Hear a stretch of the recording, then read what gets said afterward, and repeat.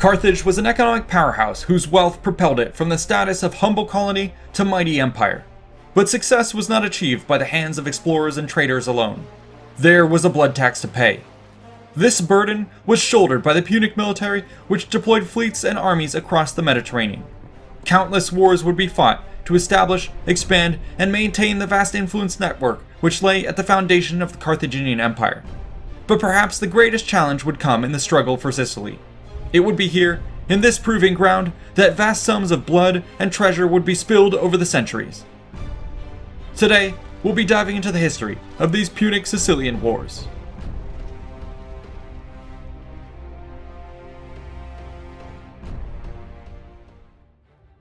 I love learning about these units and battles of history, but I have to admit they always leave me with an itch for taking up the command chair myself. But you can do so today through our sponsor, War Thunder. It's one of the most comprehensive vehicle-based combat games ever made, with over 2,000 tanks, planes, helicopters, and ships from World War II and the Cold War. These face off in dynamic combined arms PvP battles, which you can play on PC, PlayStation 5, Xbox Series X, and Series S.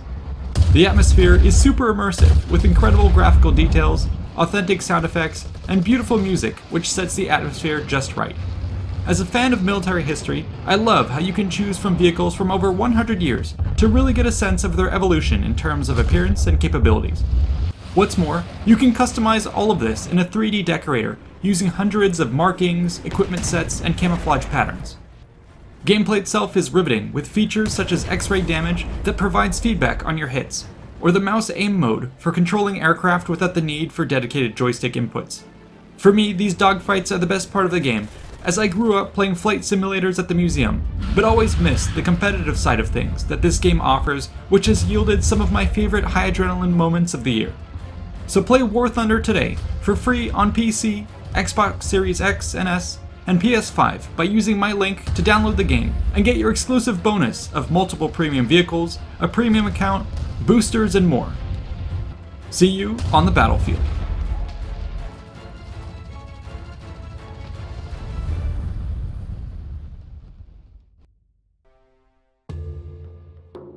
Before we start, we must ask ourselves, why Sicily? What made it so special? Well, as with many historical questions, much can be learned by turning to geography. Here we find that the island of Sicily is located in the central Mediterranean, at the focal point of many important trade routes which crisscross the known world. The Master of Sicily thus held the keys to controlling this vast market. Important strategic locations included the numerous natural harbors dotting the coast, the Straits of Messina, and the smaller neighboring archipelagos such as the Aegeates and the Aeolian Islands. As for Sicily itself, there is much to talk about. The land is dominated by mountains which cover roughly 25% of the terrain, with another 60% taking the form of hill country, which eventually descends into the remaining 15% of lowlands. But despite these somewhat inhospitable sounding figures, Sicily actually proved to be quite an ideal home. Its slopes were filled with many life-bringing rivers and natural springs, while its mild climate and fertile, volcanic-fed soils made it an ideal place to grow crops. In fact, Sicily's agricultural abundance would later be demonstrated when it became an important breadbasket for the Roman Republic. In addition to what the land provided, the surrounding seas also held abundant maritime resources. The primary beneficiaries of these geographic features were the early inhabitants of the island. In this regard, there were three major groups: the Elimi, the Sicani, and the Siculi. These tribes inhabited many settlements which sprung up across the landscape and eventually developed into a series of complex urban villages and towns over the course of the Bronze Age. Some banded together into loose federations, but by and large they remained fairly independent. However, they would not be alone for long, as others looked on to their homes with envious eyes. The enticing nature of Sicily brought new guests from across the Mediterranean. One of the earliest groups to arrive were the Phoenicians, who began to set up trade posts and establish colonies as early as the 11th century BC. These were mostly located on the western side of the island, nearest Africa, and included the early settlements of Lilybaeum, Motia, Panormus, and Salentum. At around the same time, the Greeks also began planting their own colonies on the eastern end of the island. These included the settlements of Naxos, Akragas, Gela, Ketini, Messana, and Himera. But chief amongst them would be the colony of Syracuse. Founded by the Corinthians in 734 BC, It would rise to become one of the largest Greek cities of its time, with huge influence over the affairs of not just Sicily, but also the wider Hellenistic world. The introduction of these Phoenician and Greek colonies transformed the island. In many cases, their presence displaced the locals who were forced up into the central hinterlands.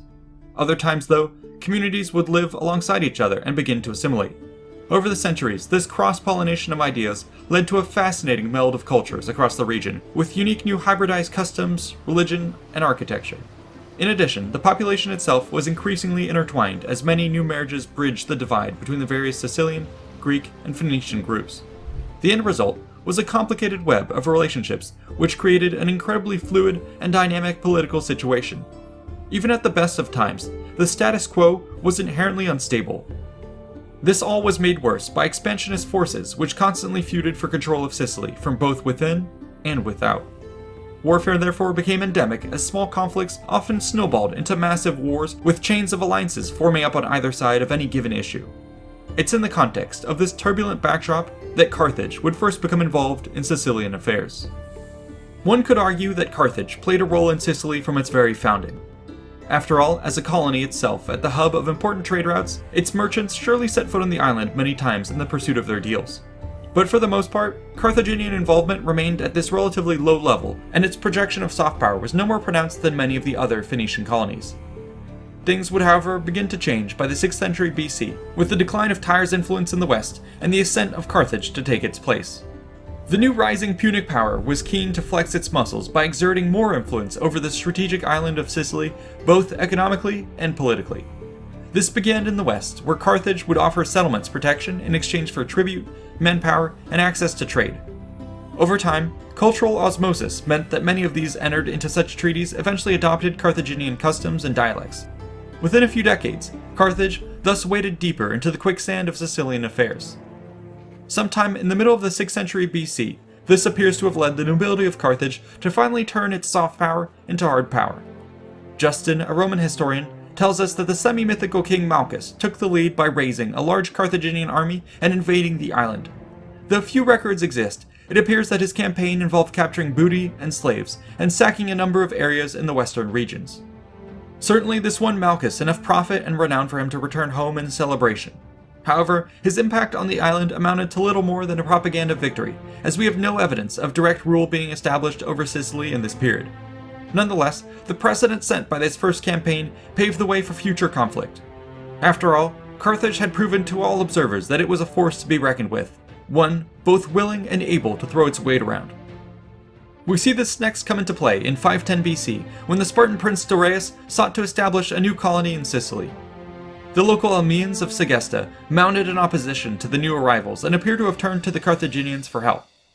While we don't know exactly what happened, the newfound allies ultimately proved victorious in these efforts.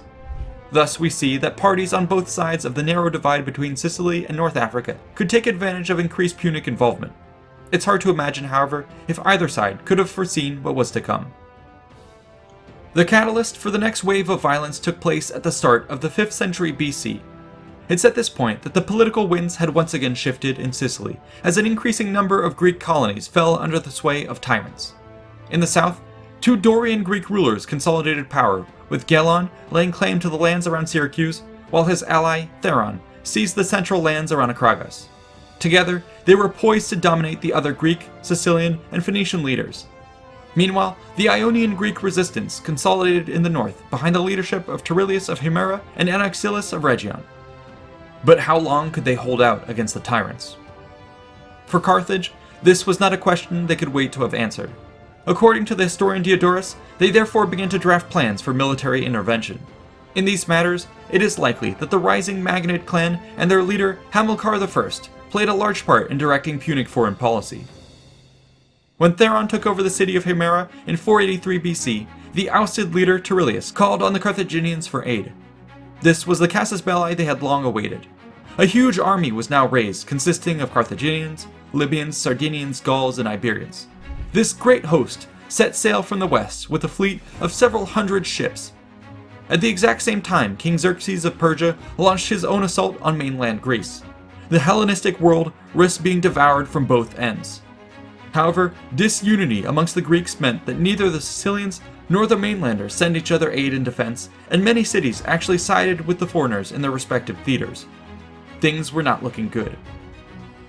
Luckily, the Greeks were favored by Poseidon, and the incoming Punic fleet was battered by storms during the crossing to Panormus, which cost them many horses. It also meant that Hamilcar had to pause temporarily to regroup and repair his forces, which gave the Greeks precious time to mount an opposition. This allowed the tyrant Theron to fortify Himera, while his ally Gelon rushed to meet him with a veteran army of some 50,000 foot and 5,000 horse.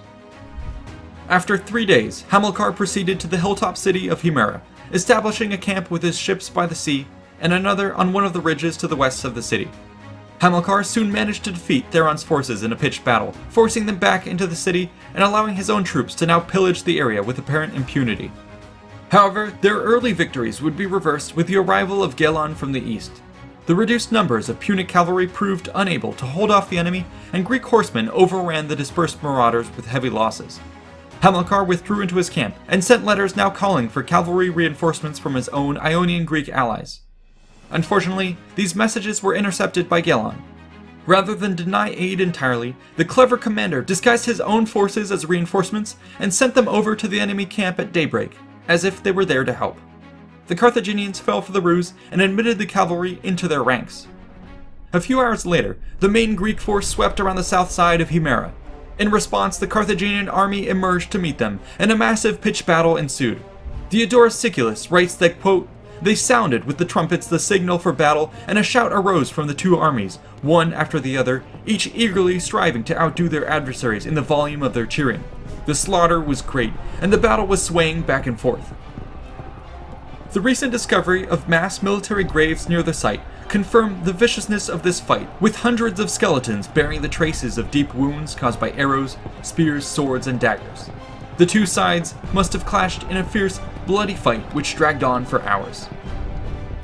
At this critical moment, the trap within the sea camp was sprung, and the disguised Greeks unleashed chaos, slaughtering the bewildered Carthaginians. Here, Diodorus records the precision of the strike which unfolded.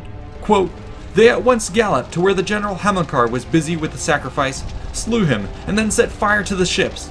Thereupon the scouts raised the signal, and Gelon advanced with his entire army in battle order against the Carthaginian camp." The smoke and panic of the camp had a direct impact on the main battle, emboldening the Greeks and causing a rout amongst the Carthaginians. The fighting now moved to the land camp, where Punic forces rallied, punching back against the disorganized Greek pursuers and threatening to reverse the entire situation. But the tide of battle once again changed when Theron's forces in Himera now sallied out to strike the flank.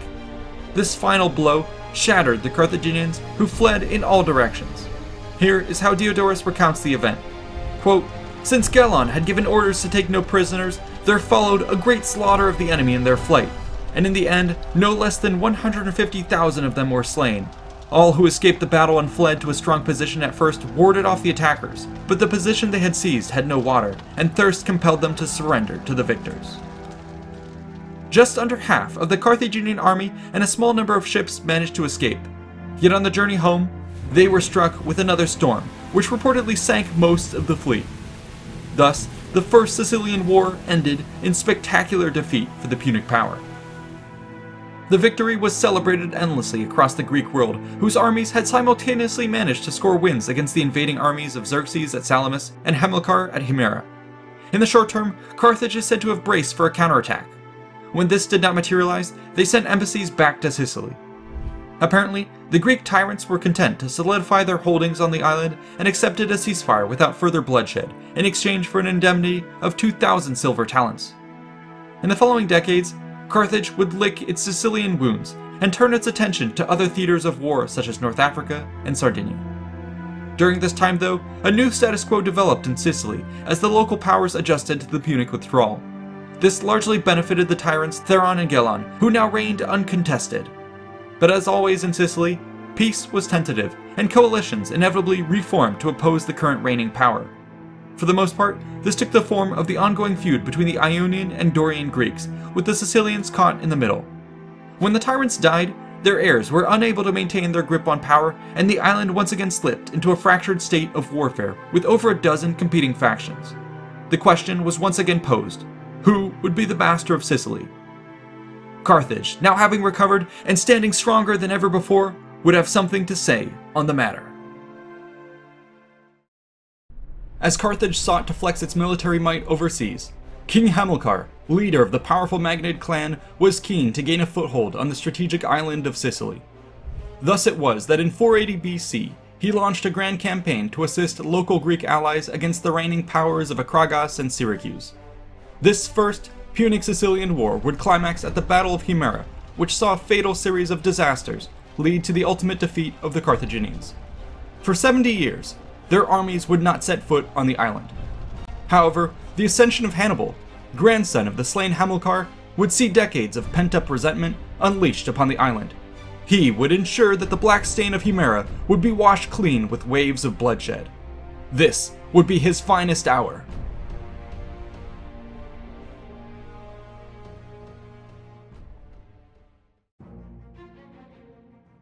Following the expulsion of Carthage's military invasion, the victorious tyrants Theron and Gelon were able to consolidate their power on the island and even boost their geopolitical stature across the Hellenic world. Yet, as would occur in mainland Greece, the defeat of a unifying external threat quickly resulted in a return to traditional quarrels. In the same way that Athens and Sparta would soon turn on one another, this shift was also made apparent in Sicily when the new rulers of Acragas and Syracuse came to blows. In both cases, this fracturing of Greek unity would grant reprieve to their enemies. Carthage, for instance, was able to use this interbellum period to rise to new heights. They ramped up their mercantile activities across the Mediterranean and ushered in a grand age of exploration. For instance, two famous Punic navigators would sail exploratory fleets beyond the Pillars of Hercules, with Himilco heading north along the European coast in search of the Isles of Tin, and Hanno heading south along the African coast in search of new colony sites and perhaps even a circumnavigation of the continent. Stories of their exploits would be widely circulated, and exotic trophies such as gorilla skins would reportedly be displayed in the city of Carthage itself, inspiring the next generation of ambitious children. One of these would have been Hannibal, grandson of the defeated Hamilcar, who will play a key part in our upcoming story.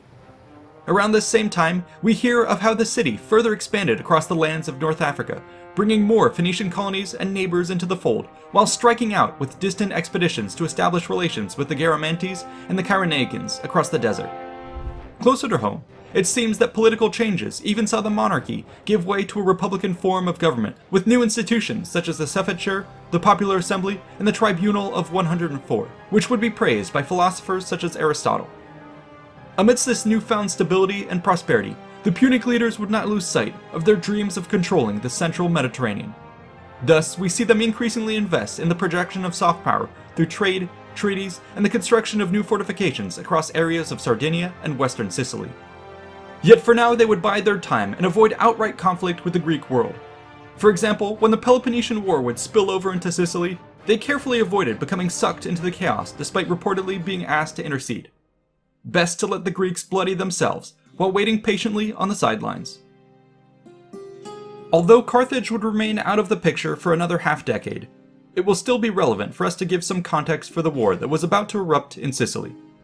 This would be but one chapter in the larger narrative of the Peloponnesian War, which had seen Athens and Sparta clash with their allies for hegemony of the Greek world. Starting in 431 BC and lasting over 20 years, the two sides would bloody one another in a war of escalating bloodshed. Recently, Sparta had gained the edge over an increasingly desperate Athens that now looked to even the odds. Thus, when the opportunity arose to side with the city of Segesta in a local conflict against Siculus, the Athenians pounced at the invitation to collect the funds and manpower which had been promised them for their aid. In 415 BC, they set off with a fleet of over 100 ships for the Great Sicilian Expedition. To their dismay, it was soon discovered that Segesta was in no position to pay up for the assistance as promised. But, with such a force already marshaled, the invaders were not keen to turn home empty-handed. Instead, they sought to make war upon Syracuse. Victory would serve not only to cripple a potential Spartan ally, but could also bring with it far more wealth and manpower than might ever have been offered by the minor settlements of Sicily. This campaign began with initial success. In the first year, the Athenians made headway along eastern Sicily. When Syracuse attempted to march north against them, the invaders managed to sail behind them to establish a fortified beachhead in the Great Harbor.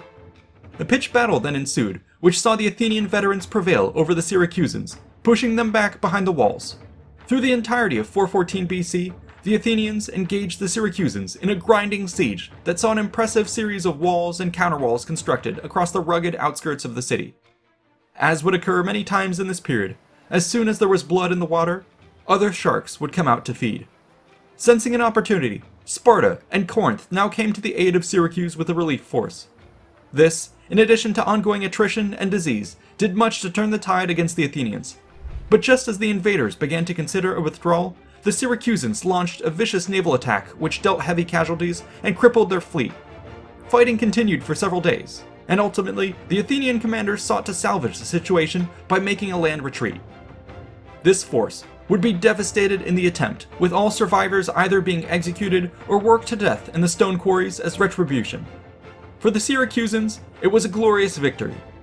Yet, as was always the case in Sicily, there was little time to celebrate before the outbreak of the next conflict. The spark for war was lit when the feud between Segesta and Siculus once again flared up. In this contest, the leaders of Segesta turned to the Carthaginians for assistance. This was precisely the opportunity that the Punic leader Hannibal was looking for. However, he also knew that provoking Syracuse prematurely could risk the campaign. Thus, envoys were sent to the eastern Greek city to prevent escalation, and even ask for arbitration of the conflict. This appears to have worked to preserve Syracusan neutrality, likely due to the idea that they were more preoccupied with the aftermath of the Athenian expedition and all the messy geopolitics that entailed. With this green light, the Carthaginians immediately hired a small mercenary force of about 6,000 Libyan and Italian mercenaries and dispatched them to Segesta. Here the force helped rout the army of Siculus. Unsurprisingly, these Greeks were furious that their rival had unilaterally sought external help in the conflict and now sought to level the field by calling upon their own allies. Once more, the dominoes of war began to fall. But while the Syracusans debated this new predicament, Carthage brought down the hammer. In 410 BC, they launched an expeditionary force which would now end the 70 years of peace and launch the Second Punic Sicilian War. Here is how Diodorus Siculus recounts their arrival in awe. Quote, "At this time, Hannibal, the general of the Carthaginians, gathered together both the mercenaries he had collected from Iberia and the soldiers he had enrolled from Libya, manned 60 ships of war, and made ready some 1,500 transports. On these he loaded the troops, the siege engines, missiles, and all the other accessories. After crossing with the fleet the Libyan Sea, he came to land in Sicily, on the promontory which lies opposite Libya and is called Lilybaeum.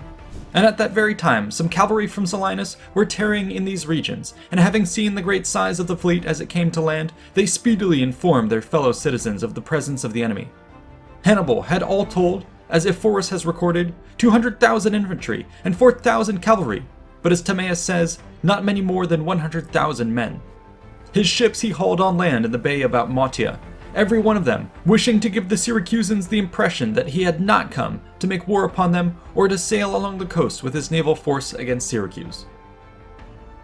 While modern estimates tend to place the invading army at closer to 40,000, it was nonetheless an immense force which dwarfed the roughly 20,000 or so inhabitants of Siculus and was fully capable of significantly altering the balance of power in Sicily.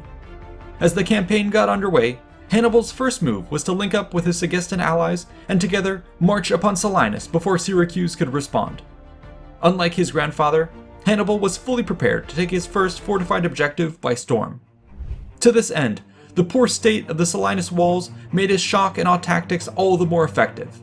Siege towers were brought against the walls, battering rams rolled against the gates, and great streams of projectiles rained upon the defenders. Breaches were formed, and through these poured the Carthaginians, but the Greeks mounted a desperate defense to hold them at bay.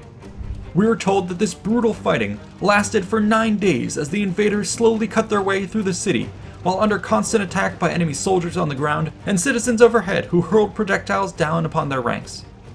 Street by street, building by building, the Carthaginians advanced through Siculus until they reached the Agora. This is where the defenders made their last stand. Hannibal showed no mercy, and they were all cut down to the last, their bodies joining the 16,000 corpses which choked the bloody streets and burnt homes of the city. Diodorus reports that the army brutally murdered or enslaved all survivors, took everything of value, and engaged in a final night of rape and bloodshed before destroying the city. But the Carthaginians did not stop there. Having reasserted their dominance, they now levied local allies to swell their numbers to over 60,000 infantry and next descended upon Himera. This was both a strategic and personal objective for Hannibal. Wasting no time, he was keen not to repeat the mistakes of his grandfather and prepared to once again take this next bastion by storm. The Himerans had heard what befell their neighbors within the walls of the city and therefore decided to sally forth from the gates. This bold attempt was summarily crushed by the overwhelming force of the Carthaginians. By now, Syracuse had managed to ship 4,000 reinforcements to the city, urging calm and resolve in the face of the attack. However, the citizens were terrified of what fate might befall them and began to evacuate. Amidst the chaos, Hannibal gave no pause and now ordered his armies and siege engines to take Himera. When rumor spread that Carthage was simultaneously preparing a secret attack on Syracuse, their own troops within the city panicked. They immediately boarded their ships for home, carrying with them as many civilians as could be spared and vowing to return shortly thereafter to save the rest. Diodorus recounts what happened next. Quote, "Those who had been left behind in Himera spent the night under arms on the walls, and when dawn arrived, the Carthaginians surrounded the city and launched repeated attacks. The remaining Himerans fought with no thought for their lives, expecting the arrival of the ships. For that day, therefore, they continued to hold out. But on the next, even when the triremes were already in sight, it so happened that the wall began to fall before the blows of the siege engines, and the Iberians to pour in a body into the city. Some of the barbarians thereupon would hold off the Himerans, who rushed up to bring aid, while others, gaining command of the walls, would help their comrades get in. Now that the city had been taken by storm, for a long time the barbarians continued, with no sign of compassion, to slaughter everyone they seized. But when Hannibal issued orders to take prisoners, although the slaughter stopped, the wealth of the dwellings now became the object of plunder. Hannibal, after sacking the temples and dragging out the suppliants who had fled for them for safety, set them afire, and the city he razed to the ground, 240 years after its founding. Of the captives, he distributed the women and children among the army and kept them under guard. But the men, whom he took captive, some 3,000, he led to the spot where once his grandfather Hamilcar had been slain by Gelon, and, after torturing them, put them all to death. A terrifying message had just been sent. The might of Carthage was not to be ignored.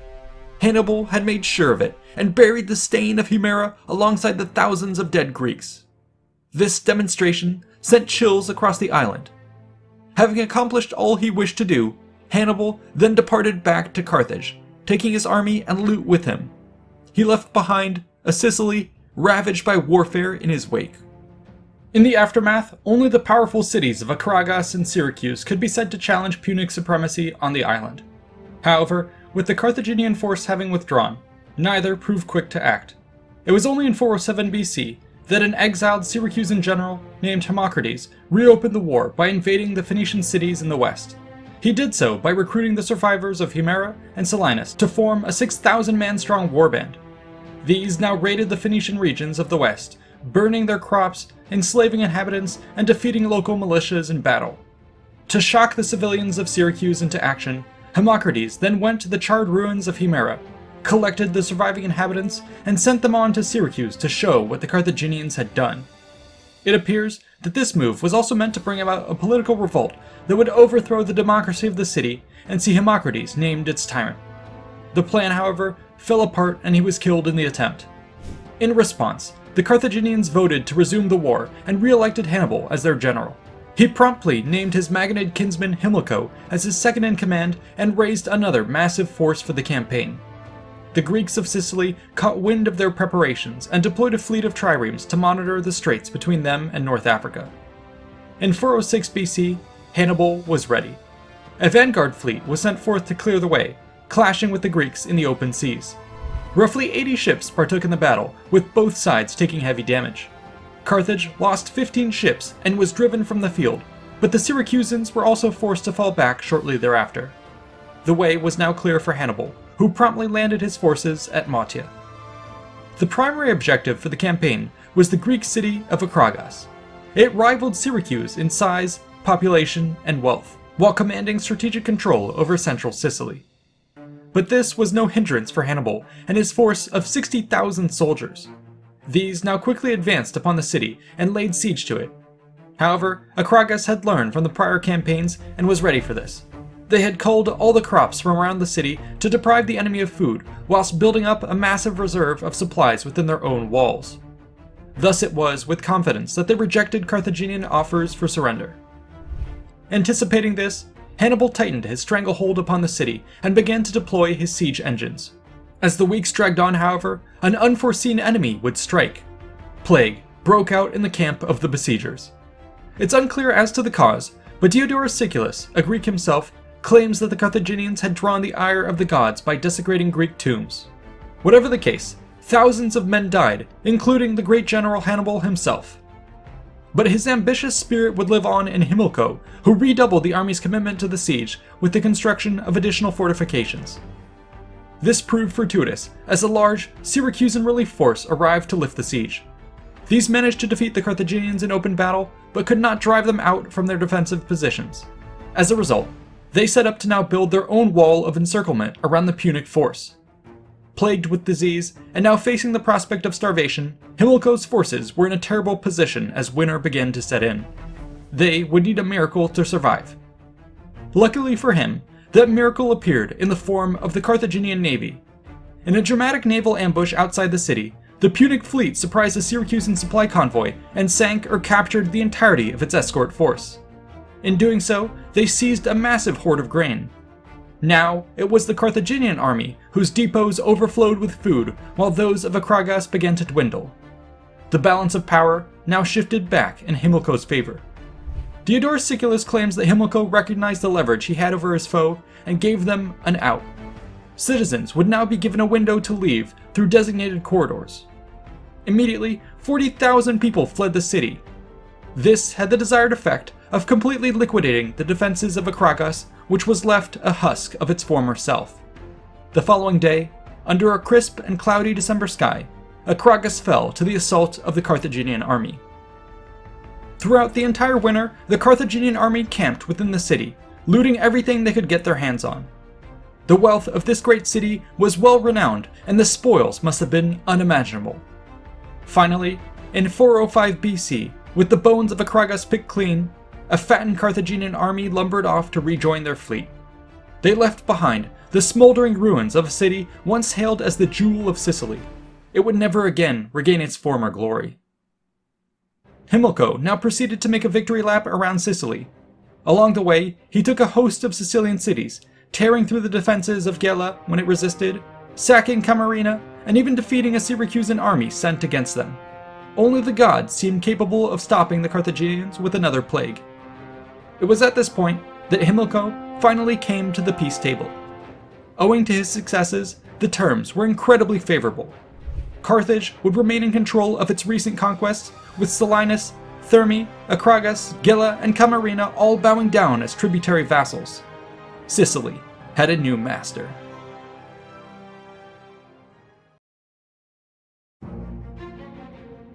In the year 405 BC, the island of Sicily was a smoking ruin. The recent offensive by Carthage had created a situation in which the Punic power was now poised to take control of all of Sicily. Only one thing stood in their way: Syracuse. The mighty Greek city-state, which had long resisted their influence, now seemed ready to fall as well. But in this hour of need would rise the hero and tyrant Dionysius, whose bold new leadership would change the course of the war.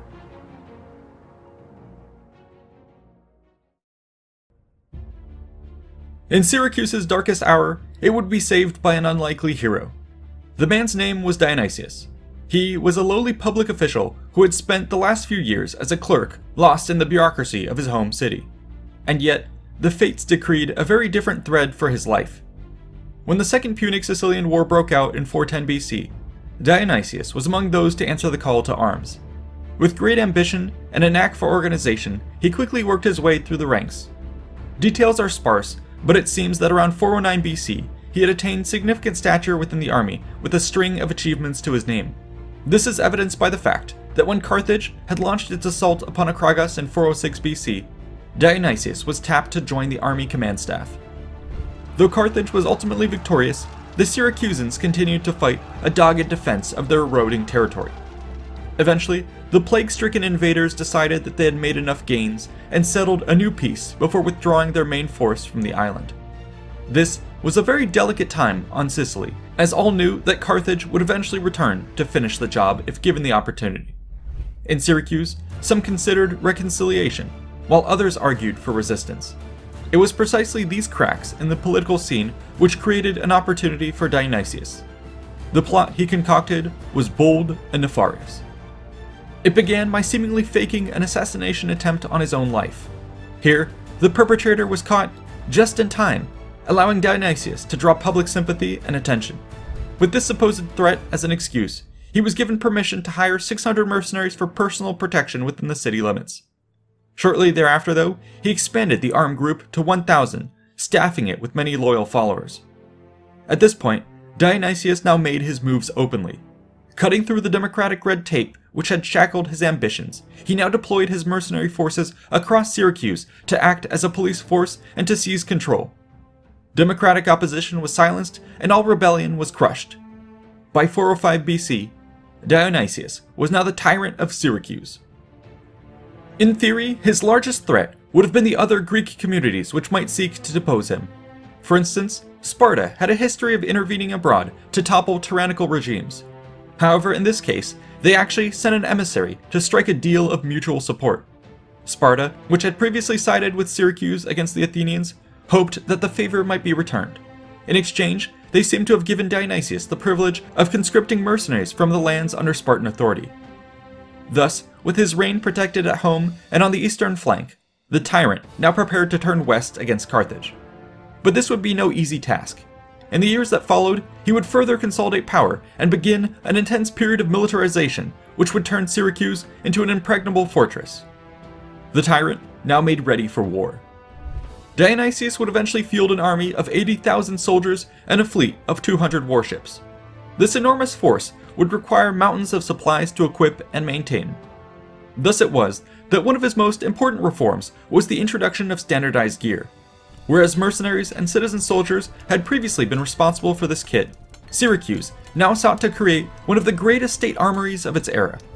To this end, we are told that smiths from across Sicily, Italy, Greece, and beyond were commissioned to produce at least 140,000 sets of weapons and armor.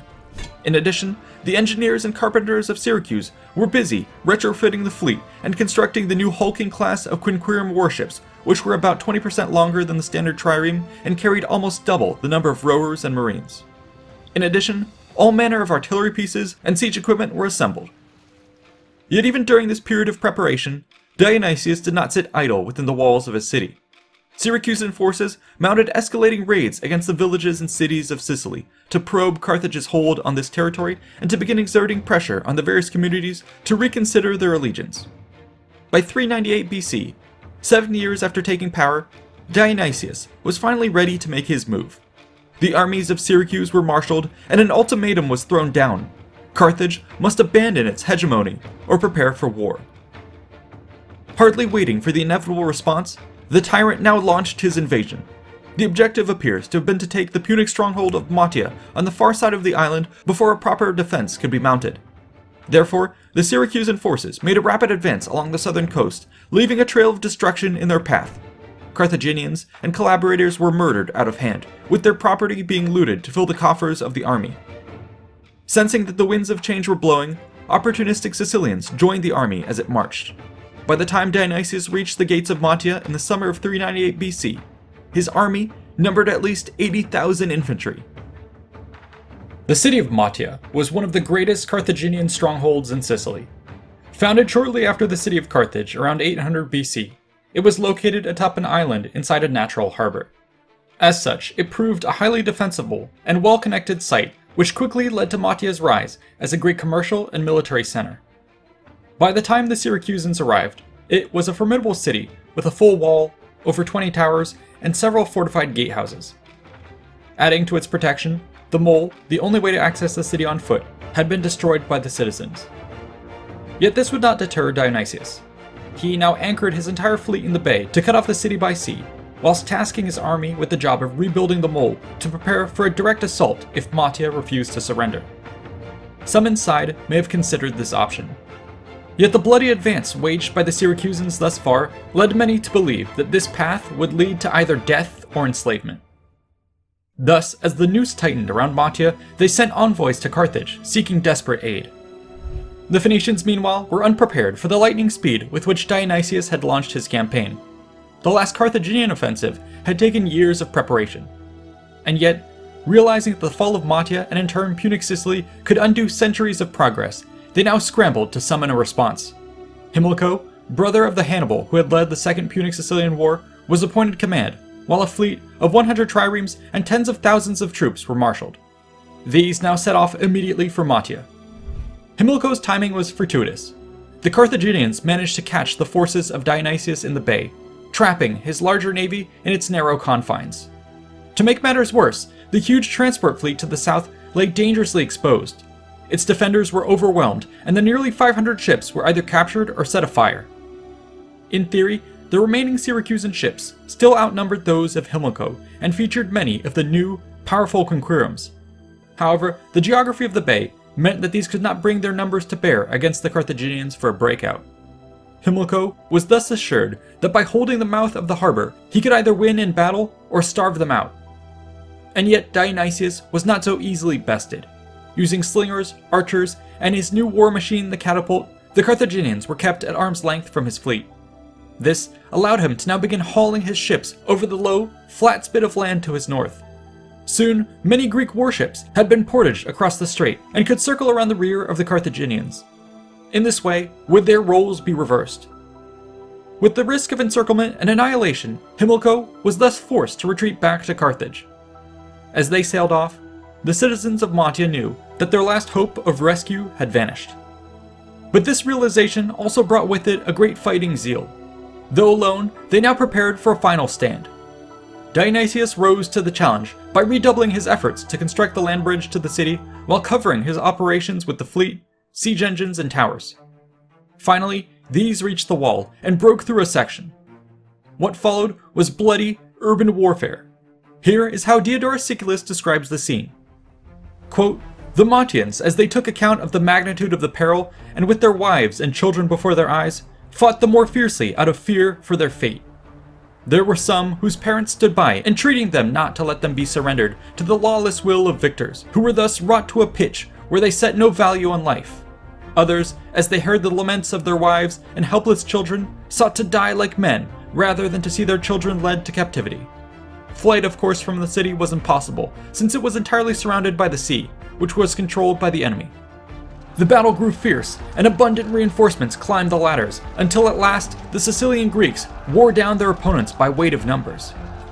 Straight away, Dionysius' entire army burst into the city, coming also by the mole, and now every spot was a scene of mass slaughter.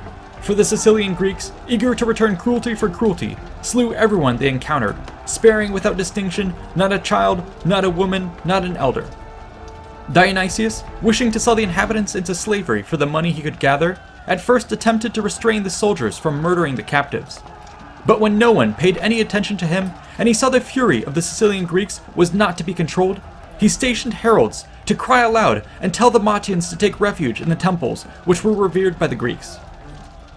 The massacre which unfolded was absolute. In the aftermath, as the campaign season drew to a close, the Syracusan army finished picking the bones of Mattia clean before returning home to Syracuse. A small garrison force remained to lay claim to the ashes, while Dionysius drew plans for the next year's ambitious campaigning. But he was not the only one with a taste for blood. The Carthaginians now fully understood the magnitude of the threat at hand and also spent the winter months mustering a massive force.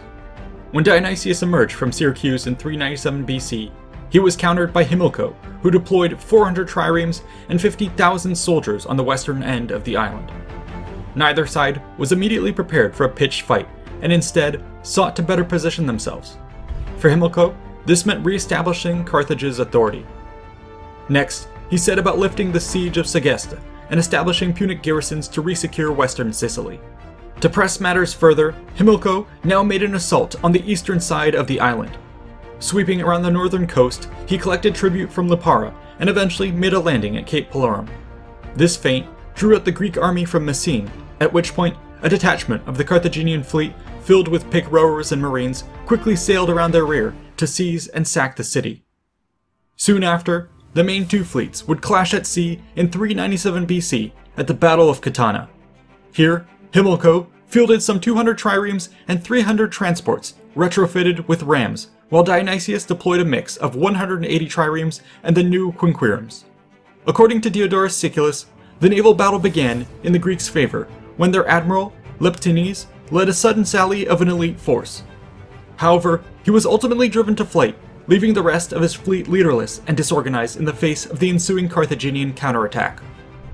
Though the Greek quinqueremes were larger and far better manned than the Punic triremes, the smaller ships were able to lock them down with grapples and shoot, swarm, or ram them into oblivion. When the battle was finished and the Syracusan fleet crushed, the Carthaginians showed no mercy, sweeping along the coast to kill any Greeks attempting to swim back to shore. Accordingly, the coasts of Sicily became choked with the corpses and broken timbers of the defeated navy. This was a catastrophic defeat for Dionysius. Now on the back foot, he was forced to retreat back within the walls of Syracuse. This was a prudent move. After all, Syracuse was among the largest and most fortified cities in the Greek world. It had withstood the might of the Athenian expedition, and since then had only further been fortified by the ambitious building programs of Dionysius. And yet Himilco was undaunted. He first conducted military and diplomatic operations around eastern Sicily to strip Syracuse of its supporters. Then, he set up his army to choke off its land approaches whilst deploying the fleet to blockade the harbor. A camp was then established to the west of the city, and battle was offered. When the Syracusans refused to emerge, this greatly increased the morale of the attackers. For the next 30 days, they were left to ravage the countryside with impunity. Syracuse would have begun to starve out were it not for their ability to maintain an intermittent supply line from their eastern docks. Thus, the winter months were spent in an uneasy stalemate. But with the arrival of spring came a thawing of this inactivity. Soon, the Carthaginians made probing attacks upon the city and are said to have even penetrated one of its outer districts. Yet Syracuse too was able to mount its own sallies, raids, and ambushes. The tide began to shift when the Greeks received crucial food and military convoys and were able to win a series of skirmishes at sea. But the true turning point came with the arrival of the plague. In a similar manner to the Athenians before them, the Carthaginian forces were crippled by this calamity. Now, Dionysius was able to finally make his move. On a moonless night, forces were sent to circle out around the Punic camp and attack it from the rear at first light. At this precise moment, the Greek fleet would sail out en masse to assault the Carthaginian naval positions in the front. This coordinated attack caught Himilco's forces by surprise. Chaos reigned in the camp as units overwhelmed the Punic forts on the hills while cavalry and triremes assailed the anchored fleet along the shore. Dionysius himself was said to have ridden into the fray and helped light the fires which began to spread to the embattled camp. And yet, Himilco's force stood resolute. They managed to recover from the initial shock, maintaining the line and surviving until nightfall. The army may have lived, but the siege of Syracuse was over. From this victory, Dionysius was in a position to destroy the Carthaginians outright. And yet, in the dead of night, he agreed to meet secretly with Himilco to discuss terms of peace. This perplexing move is a fascinating example of the Machiavellian mind of the Syracusan tyrant. It seems that he saw the Carthaginian threat as a useful tool in domestic politics. With the threat effectively neutralized, but not outright removed, Dionysius could continue to use it as leverage against his rivals and any who might challenge his rule. And so, with the addition of receiving a massive bribe of 300 silver talents, he agreed to allow Himilco to sail out with 40 ships bearing only the Carthaginian citizens. When their departure was reported by the Greek sentries, Dionysius made a show of pursuing them, but delayed just enough to allow them to escape. He then led the army to the Punic camp to deal with all who were not protected by the terms of the deal. Having been abandoned, many of the Greek and Sicilian allies melted into the hills. The remaining forces were surrounded. Apparently, the fierce Iberian mercenaries stood ready to fight to the death, but were merely hired by Dionysius using the money from their former commander. The remainder of the Punic army, which included substantial numbers of Libyans, was enslaved. Upon Himilco's return to Carthage, this shameful event caused an uproar. Not only was the army defeated abroad, threatening the strategic control of Sicily, but the abandonment of the allies and mercenaries now threatened the stability of the homeland itself. Indeed, the Libyans soon broke out into revolt. The rebels grew in such numbers that 70,000 of them were said to have besieged the city of Carthage. To make matters worse, a plague was also reported to have swept across Africa. The displeasure of the Carthaginian gods was apparent to all. Himilco, the man held responsible for this chain of disasters, is likely to have been castigated by the court of 104. Our records indicate that while he was not given the traditional punishment of execution by crucifixion, there would be no path for redemption. It was said that the shamed general accepted full responsibility for the disaster, and now took up the robes of a slave, left to shamble to all the temples of the city, begging for forgiveness. In a final act, Himilco then bricked himself into his own home, refusing all aid until he starved to death. How the mighty of Carthage had fallen. Meanwhile, Dionysius in Sicily was at the height of his power. The tyrant now prepared to prosper at his enemy's expense. Over the course of 3 bloody wars, Carthage had tightened its grip on the island of Sicily, and yet on the precipice of its success, Dionysius of Syracuse had rallied his city to not only hold them at bay, but to throw them back. While the Punic power was rocked by plague and civil unrest, the tyrant would now take his chance to fulfill his life's work. All of Sicily and beyond would be his, even if he had to do it himself.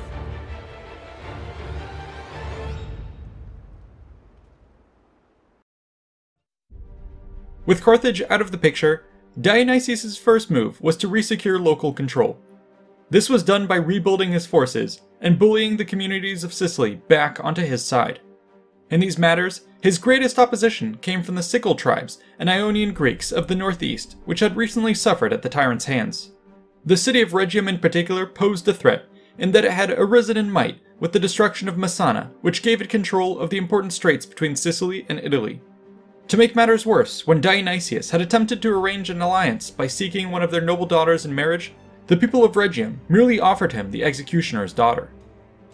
The following years thus became a great game of political and military maneuvers over control of eastern Sicily. Part of this involved the founding of various colonies and the relocation of wartime refugees to secure strategic control of key regions. This was done by both sides, with the peoples of the land serving as pawns in their schemes. Dionysius knew that winning this contest would take time, and that while engaged, it would leave him susceptible to a two-front war should Carthage attack from the west. He therefore seems to have secured support from the central Sicani and Sicyl tribes, who might act as a buffer. As a part of this political realignment, the cities of Agrarium, Hermitage, and Asorus pledged their loyalty, while the cities of Solus, Enna, and Keflarium were supposedly betrayed to the tyrant and sacked. Now Dionysius could focus his efforts on the east. Thus in 394 BC, he raised a large army which likely boasted around 20,000 infantry and several thousand cavalry. His main target was the city of Tauromenium. It was actually a hilltop stronghold which had been built up by the Carthaginians and filled with sickles just 3 years prior with the express purpose of serving as a bulwark against Syracusan expansion. This fortress could not be allowed to stand. The Greek army approached from the south, camping in the ruins of Naxos before continuing their advance against Tauromenium. Such a move would not have gone unnoticed. After all, the city lay perched atop the 200-meter tall Mount Taurus and held a commanding view of the region. In addition, it was surrounded by cliffs, ravines, and high walls which made a direct assault impossible without significant investment. Nonetheless, Dionysius was determined to take it. Operations apparently began quite late in the year, as the Greeks established their encircling positions before settling down in the lowland region of Naxos to wait out the defenders. But the Sicyls were well prepared and managed to hold on until the winter months approached. Normally, this was a time when armies powered down. And yet for Dionysius, this idle time was an opportunity to scheme. Whilst the snow fell heavily upon Mount Taurus, it was reported that the guards of Tauromenium had grown lax in their watch. This was the precise moment Dionysius had been waiting for. Upon a moonless, stormy night, he summoned a picked force of 600 mercenaries. Together, they navigated the ravines of the mountains before coming to the base of the enemy's Acropolis. Here, they made sure to secure any loose belongings and cover any flashing metal before beginning the ascent. In the cold, wet darkness they climbed. The jagged cliffs and howling winds likely took their toll on the men, but Dionysius pressed on. Eventually, the infiltrators had reached the top. Now, 600 men swarmed over the battlements, silencing the sentries and slaying any garrisons they came upon. By the light of dawn, it appeared that Dionysius' bold gamble had paid off. However, alarms were soon raised across the city as the defenders were roused from their beds. Soon, these had gathered enough of their wits and their numbers to launch a counterattack. Dionysius and his commandos may have been able to hold their advance in check initially, but with exhaustion setting in and no source of reinforcements, it was only a matter of time before a breach was formed by a persistent assault.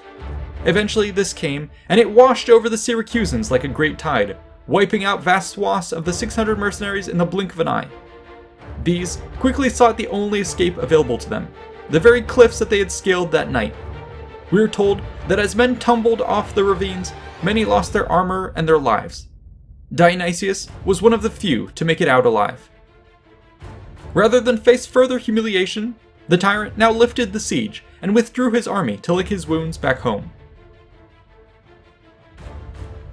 While Dionysius may have averted any immediate disaster with his withdrawal, the event did have wider strategic consequences. For instance, the Greek cities of Acragas and Messana deposed their Syracusan supporting leaders and garrisons, while others began to reassess their allegiances. This wavering posed an opportunity for Carthage to exploit. After several years of crippling distractions, the African power had finally emerged from the chaos thanks to the generalship of Mago, the victor of the Battle of Catana. He had helped defeat the Libyan uprising and next led forces to Sicily.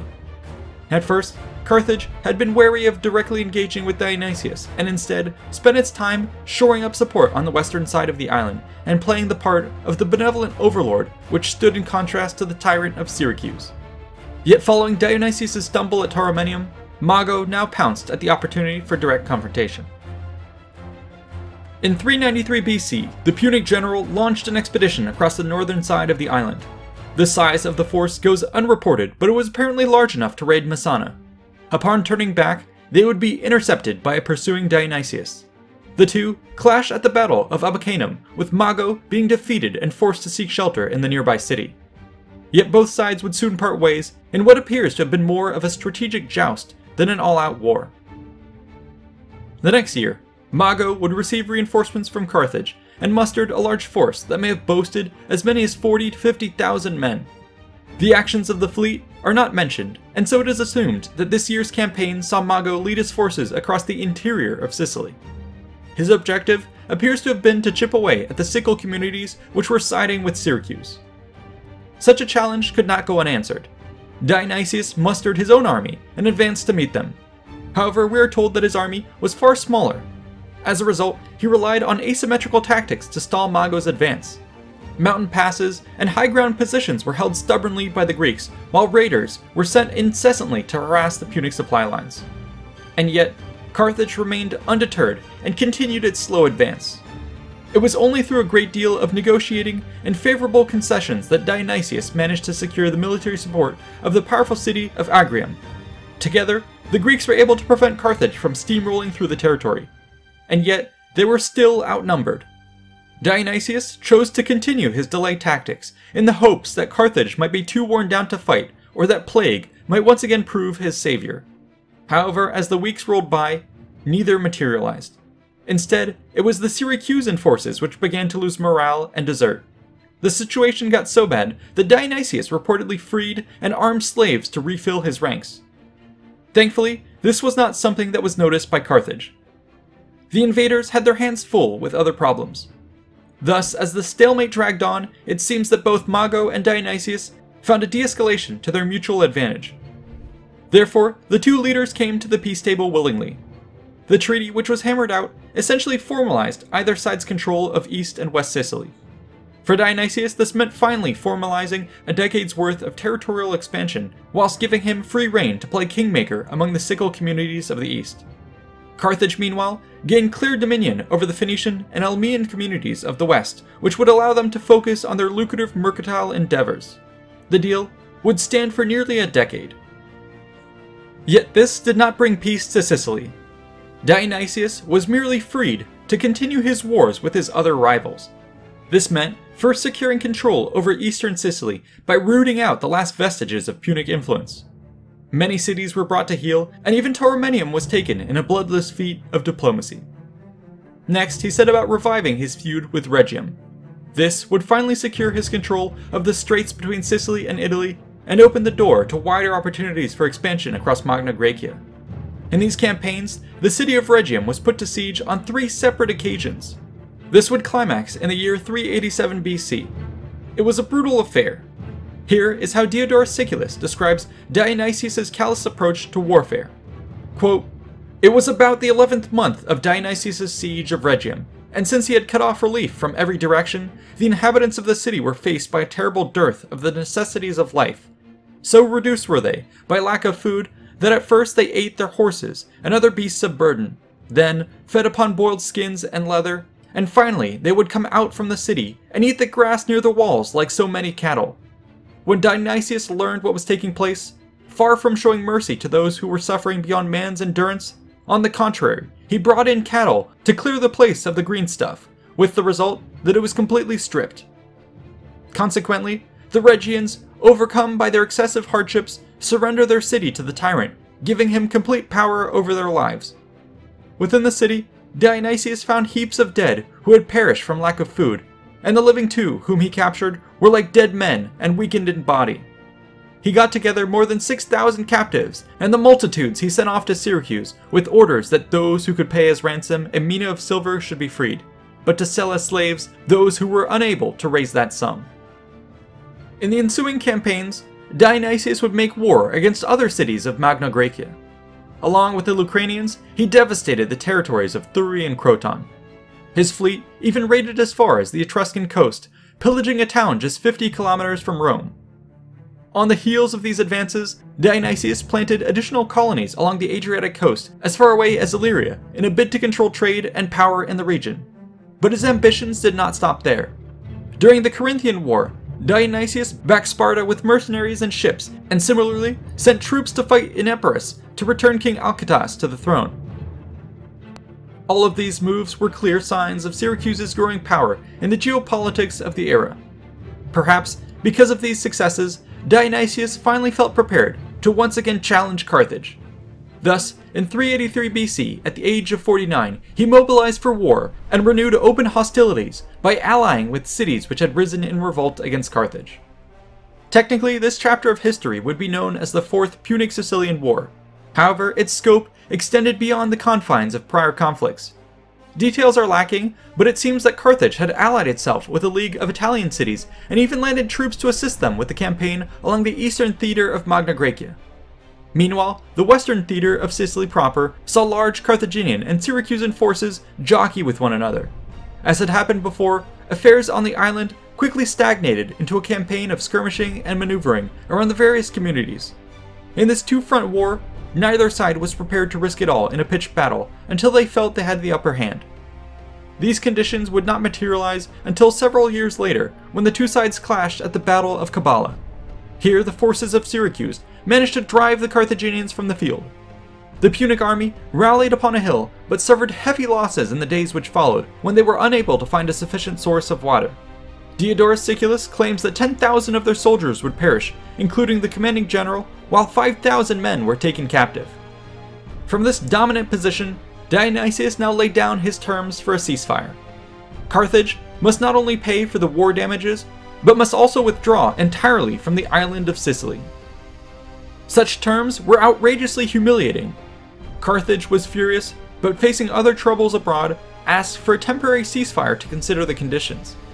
Yet this was merely a play for time. In the brief interlude which followed, Punic forces would be heavily drilled and disciplined. When they marched out again in 376 BC, under the command of Himilco Mago, they were a significantly more professional force. Dionysius and his overly confident force rose to meet them at the Battle of Cronium. Here, tens of thousands of men faced off across a wide plain. As the two armies clashed, it proved to be an incredibly tough fight. Dionysius and his elite forces on the wing were slowly gaining ground against their foes. However, on the opposite side, Himilco managed to more rapidly defeat the forces of Leptines and began to turn the flank. Soon, panic spread across the Syracusan army. This now devolved into a complete rout, with the Carthaginians surging forward, shouting to one another to give no quarter. we are told that 14,000 Syracusans were slaughtered in this butcher's work. Now, it was Dionysius who was at the mercy of his foe. Thankfully, Carthage had other fires to put out and settled on relatively reasonable terms. These re-established the borders which had existed prior to the war, with the added terms that Carthage would now receive the cities of Selinus and Acragas, in addition to 1,000 talents. Sucking in his pride, Dionysius agreed to the deal. After all, he was always one to think 10 steps ahead. The peace would merely be another opportunity for him to plan yet further campaigns. For 8 years, the tyrant of Syracuse bid his time. In this period, some of his attentions were turned towards the arts, as he brought poets, playwrights, and philosophers to court. Yet there would be no replacement for his hunger for war. Thus, in 368 BC, Dionysius once again sallied out from his fortress of Syracuse to make war upon Carthage with a mighty army of around 40,000 men and 120 warships. These rapidly advanced upon the city of Eryx. It was taken by surprise, securing a prominent base for the Greek operations deep within Punic territory. Dionysius' next move was to besiege the city of Lilybaeum. It had been founded 30 years ago, following the Greek destruction of Mattia, and now stood as the greatest center of Carthaginian power on the island. This bastion would not be allowed to fall. The Punic garrison held firm for the remainder of the year, forcing Dionysius to return to nearby Eryx for his winter quarters. However, a fleet of 200 Carthaginian ships was already on the move. Avoiding detection, it now launched its own surprise attack upon Eryx. Here, they fell upon the massed Greek fleet at anchor, sinking or capturing vast numbers of ships. This would be a crippling blow. Without naval superiority, the Syracusan land army stood no chance of taking the offense and would now be pushed back to protect its rear from enemy raids and landings. The last grand campaign of Dionysius had collapsed in spectacular fashion. Ever the wily negotiator though, he nonetheless managed to sign an armistice which prevented any further erosion of his position. There would always be a next time. As a bit of consolation, Dionysius would return home to the news of one great victory. Apparently, his play The Ransom of Hector had won a prestigious competition at the Linnea Festival of Athens. To celebrate and forget the sorrows of the year, he would reportedly throw a massive party, drinking himself into oblivion. According to some sources, Dionysius would literally drown in alcohol. Others claim that it would be a conspiracy of his kin which finally brought low the tyrant of Syracuse that night. Whatever the case, Dionysius would be dead at the age of 65. He left behind a legacy that would be unmatched by any of his predecessors or forebears.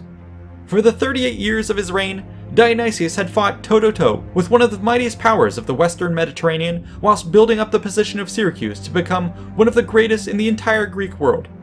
The model of his rule, the methods of his war-making, and the innovations in siege and naval technology would pave the way for the greatest conquerors who came after him, including Alexander the Great. Such shoes would be difficult to fill, even for the most capable of heirs.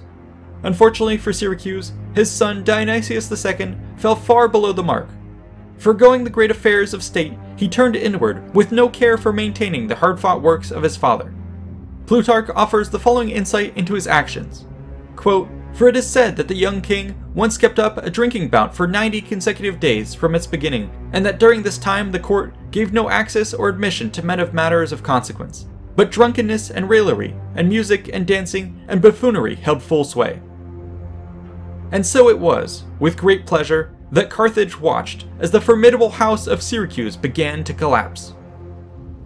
The final climax of the Punic-Sicilian Wars loomed on the horizon, but these would be amongst its bloodiest. A small Greek force of 10,000 men crests a hill to overlook a plain shrouded in fog. As the mists part, it reveals a vast Carthaginian army led by none other than the Sacred Band. But rather than retreat, their commander orders a charge. This man was Timoleon, and he was about to make history at the Battle of Chrymesis.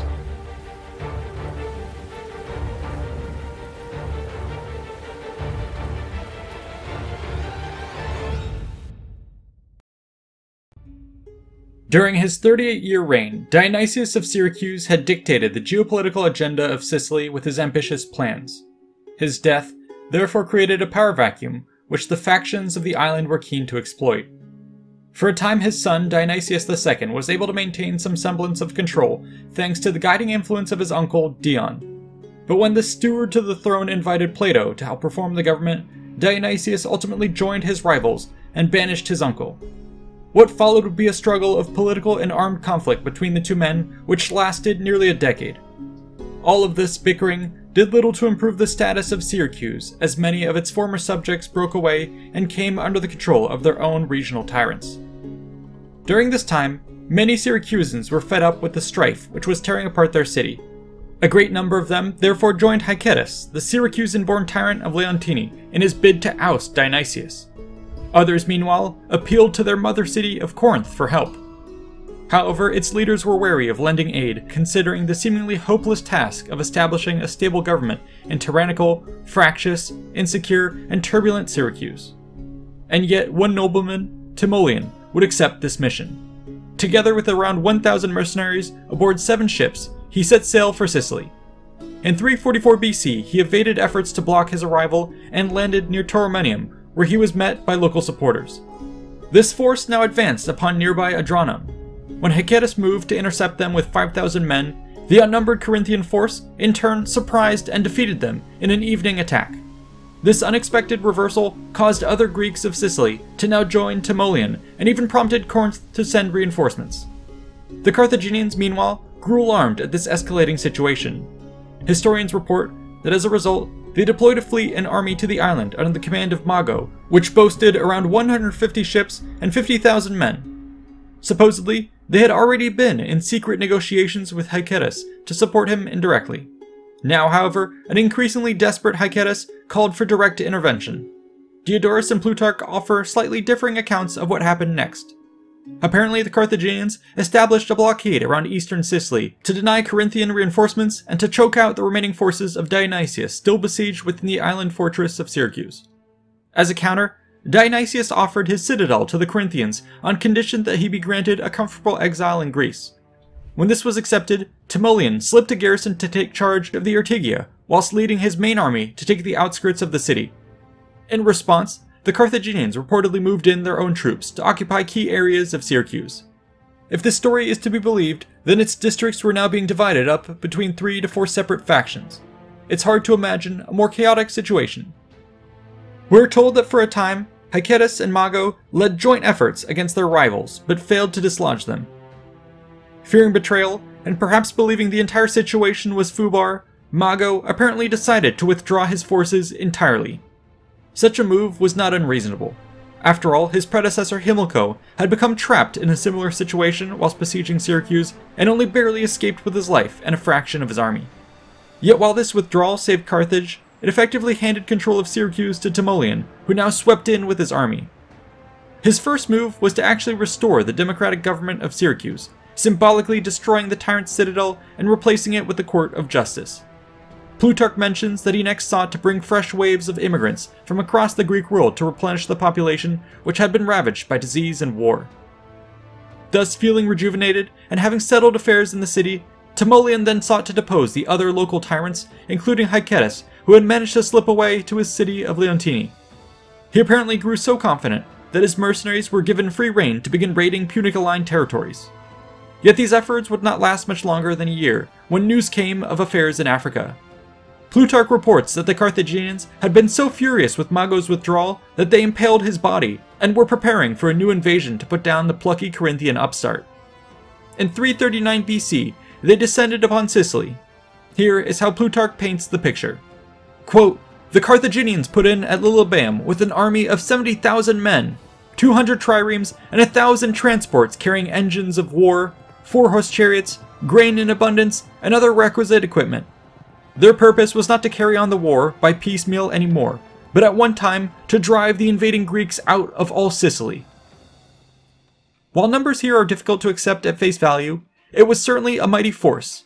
Its grandeur is reinforced by the idea that among them marched the Carthaginian Sacred Band, an elite body of citizen soldiers we've covered in another episode if you want to learn more. Timoleon, by contrast, led a comparatively tiny army of levies and mercenaries. Estimates of its size vary, but he probably had around 10,000 men. While exact troop counts claimed by ancient authors are dubious, the picture that they paint is clear. Timoleon was horribly outnumbered. And yet, despite this, he still rose to challenge them. For 8 days, his army marched across the island towards the concentrating Punic force. Along the way, we are told that his army was so terrified that many of them deserted. And yet Timoleon pressed on. It was early summer when Timoleon reached the Kermesis River. The plain ahead was covered in thick mists. As the Greeks crested a hill to observe the surroundings, their vision was veiled, but they could hear the noise of a vast host on the move. Suddenly, this fog parted, and the truth of what lay ahead was revealed. Here is how Plutarch puts it. Quote, "The Kermesis came into view, and the enemy were seen crossing it. In their van, 4 horse chariots formidably arrayed for battle, and behind these, 10,000 men-at-arms with white shields. These the Syracusans conjectured to be the Carthaginians, from the splendor of their armor and the slowness and good order of their march. After these, the other nations streamed on, and were making the crossing in tumultuous confusion. Then Timoleon ordered Demaritus to take the horsemen and fall upon the Carthaginians, and throw their ranks into confusion before their array was yet formed. Then he himself, descending into the plain, assigned the wings to the other Sicilian Greeks, uniting a few of his mercenaries with each wing, while he took the Syracusans and the best fighters among his mercenaries under his own command in the center. Then he waited a little while, watching what his horsemen would do, and when he saw that they were unable to come to close quarters with the Carthaginians on account of the chariots which coursed up and down in front of their lines, but were forced to wheel about continually that their ranks might not be broken, and to make their charges in quick succession after facing about again, he took up his shield and shouted to his infantrymen to follow and be of good courage, and his voice seemed stronger than usual and more than human, whether it was from emotion that he made it so loud, in view of the struggle and the enthusiasm which it inspired, or whether, as most felt at the time, some deity joined in his utterance. And with that, the Greek vanguard locked shields and fell upon the Carthaginians with the sound of trumpets, while the cavalry struck them from the flanks. The attack took the Carthaginian army completely off guard. In addition to the shock of the surprise, their bodies were robbed of energy and mobility by the frigid waters. To make matters worse, a storm of freezing rain joined the assault against their front, blinding the army as it struggled to mount a defense. The result was a slaughter. Here is how Plutarch heralds their doom. Quote, "Finally the storm still assailing them, and the Greeks having overthrown their first rank of 400 men, the main body was put to flight. Many were overtaken in the plain and cut to pieces, and many the river dashed upon and carried away to destruction as they encountered those who were still trying to cross. But most of them the light-armed Greeks ran upon and dispatched as they were making for the hills." Though the sacred band fought valiantly and is said to have stood to the last man, they could not salvage the situation as the army around them disintegrated. All told, some 10,000 Carthaginians were killed and another 15,000 captured. It was a loss of monumental proportions. Under normal circumstances, Carthage could stomach this level of attrition when it came to allied soldiers. But here, the loss of some 2,500 citizen lives was said to be so shocking to Carthage that they resolved to never use citizens again in battle. In the aftermath, the Greeks apparently took so many spoils that it took them several days to erect a victory trophy on the site. Their bloated army then returned to Syracuse to gather forces and make renewed war upon the tyrants of the East. Carthage meanwhile was still reeling from the disaster, but managed to dispatch an admiral by the name of Gisco to render them aid. His troops helped score a series of minor victories against Timoleon. However, the Corinthian would soon manage to defeat Hycetus in the Battle of the Demurius River and Mamercus in the Battle of the Abolus River. Unfortunately, neither of these are recorded in high detail. What little we do know mentions how the Carthaginians again suffered heavy casualties in the battles. These setbacks prompted them to cut their losses. In 339 BC, a peace treaty was signed that would conclude this Sixth Punic Sicilian War.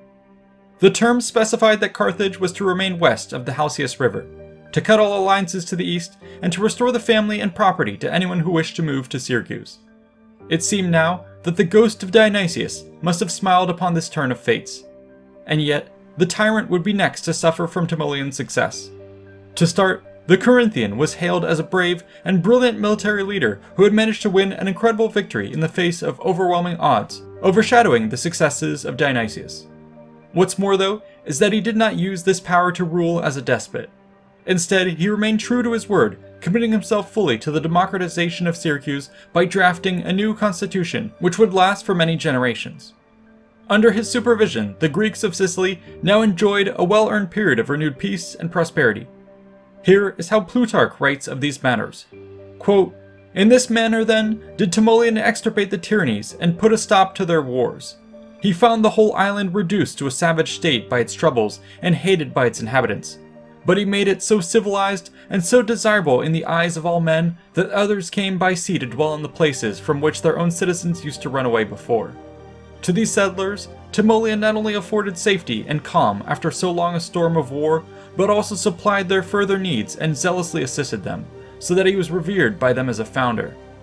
All the other inhabitants also cherished like feelings towards him, and no conclusion of war, no institution of laws, no settlement of victory, no arrangement of civil polity seemed satisfactory unless he gave the finishing touches to it, like a master builder adding to a work that is drawing to completion some grace which pleases gods and men."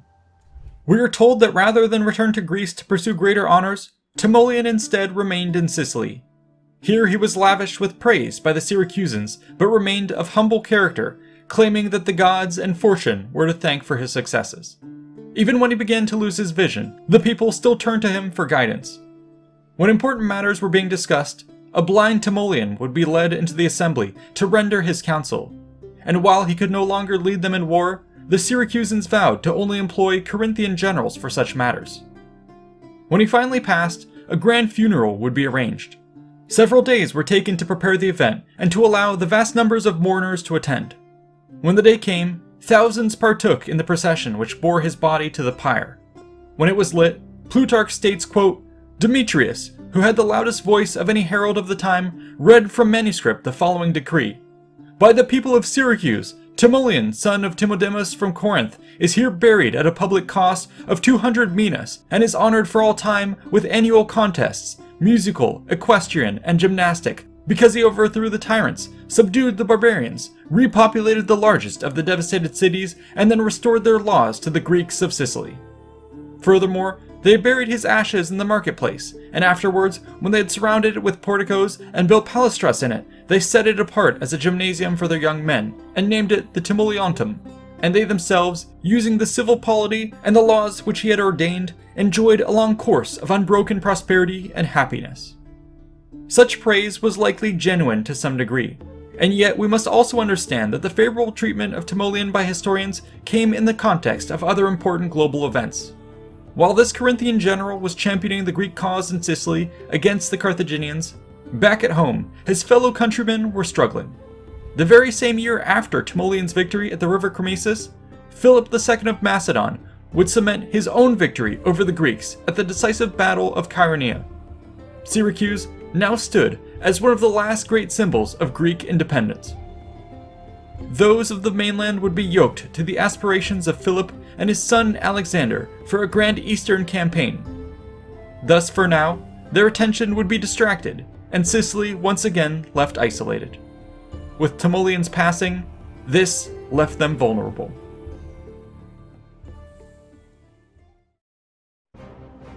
A Greek army stands before the walls of mighty Carthage for the first time in history.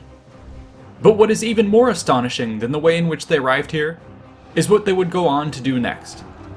This is the climax of the Punic-Sicilian Wars.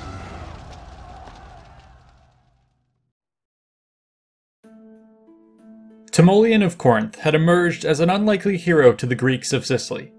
Against all odds, he put down the despots, subdued the foreign enemy, recolonized the greatest among the ruined cities, and restored their laws, their constitution, and their democracy. As Plutarch put it, quote, "In less than 8 years, he had handed over to her inhabitants a Sicily purged of her perpetual intestine miseries and complaints." And yet, with the death of Timoleon came an end to this brief interlude of peace. Without a strong guiding hand, the island reverted to its chaotic ways. Soon, Timoleon's democratic system in Syracuse became corrupted by factions and morphed into a despotic oligarchy. In this environment, many ambitious men would make a play for ultimate power.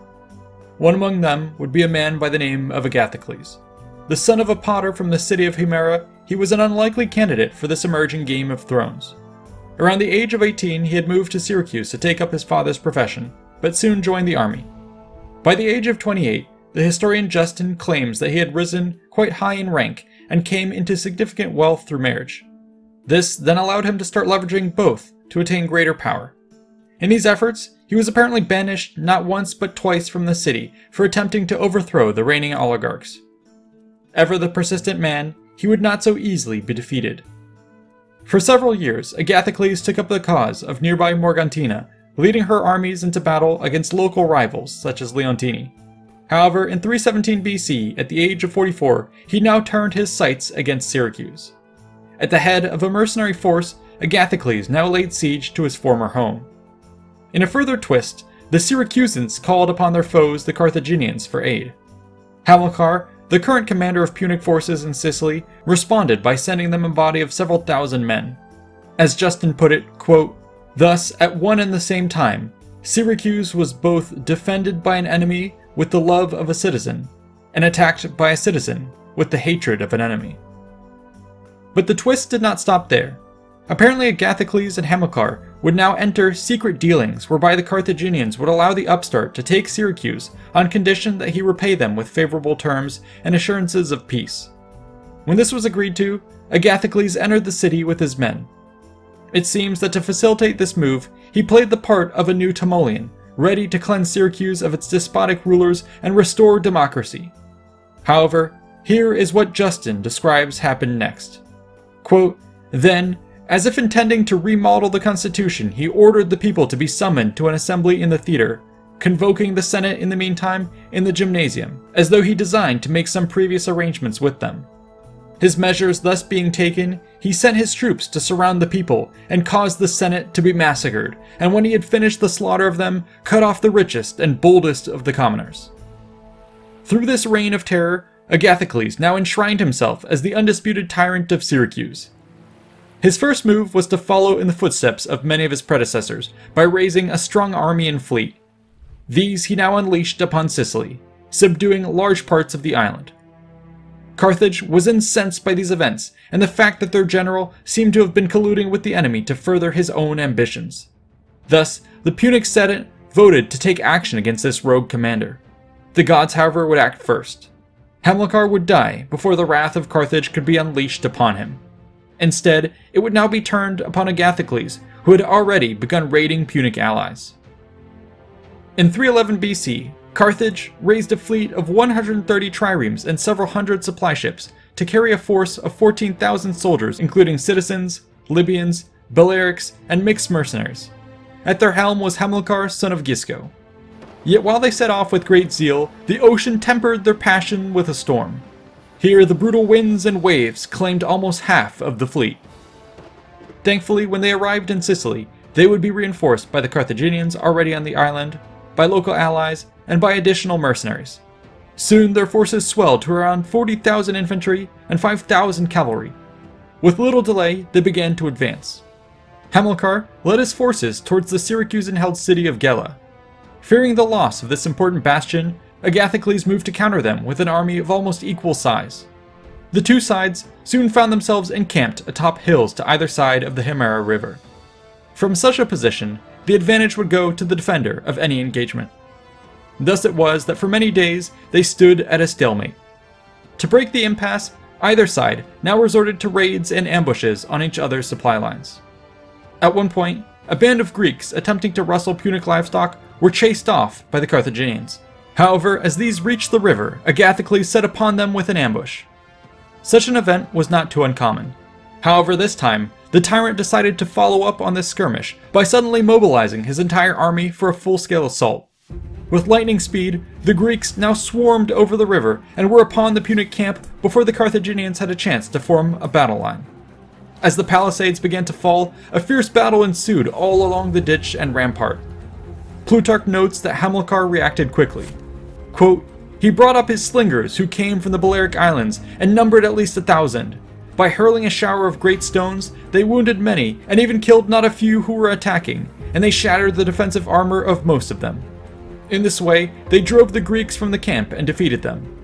But Agathocles continued to attack at other points, and indeed the camp was already being taken by storm when unexpected reinforcements from Libya arrived by water for the Carthaginians.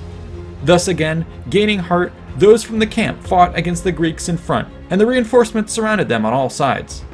Since the Greeks were now receiving wounds from an unexpected quarter, the battle quickly reversed itself, and some of them fled into the Hemarus River, others into the camp. The withdrawal was for a distance of 40 stades, and since it was almost entirely over level country, they were hotly pursued by the barbarian cavalry, numbering not less than 5,000. As a result, the space between was filled with dead, and the river itself contributed greatly to the destruction of the Greeks. In the aftermath, Agathocles managed to escape with the remainder of his army and regroup in nearby Gela. Rather than attack this fortress, Hamilcar set about stripping away the now undefended allies of Syracuse. Many now switched sides. Agathocles in turn withdrew to his home base. His prospects for defeating the superior Carthaginian land and sea forces in Sicily were bleak.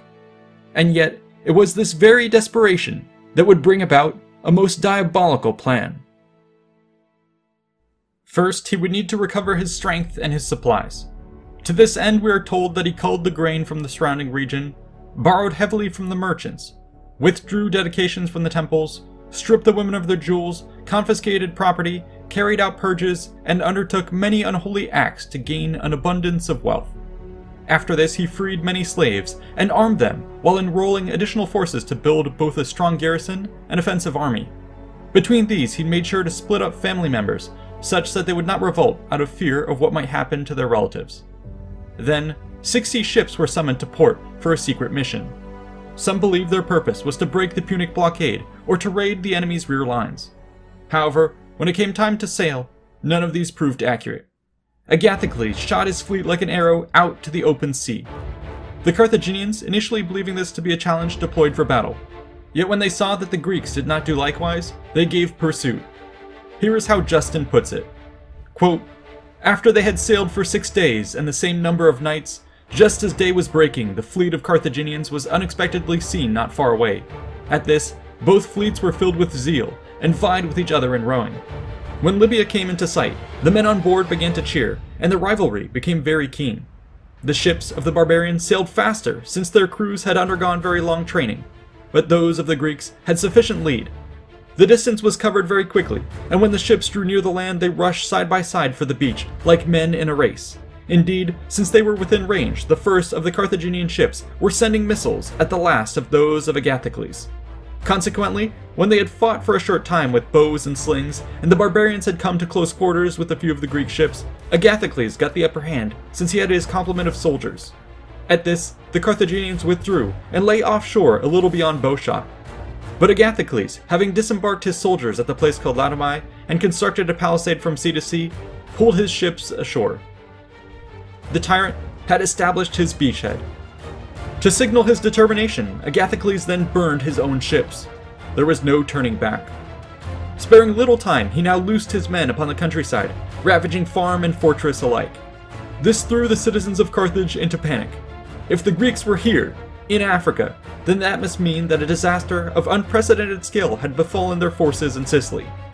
However, such fears subsided when messengers reported that Agathocles had merely run a blockade. Yet even with this assurance, they still had to deal with the enemy, which had managed to reach their front door.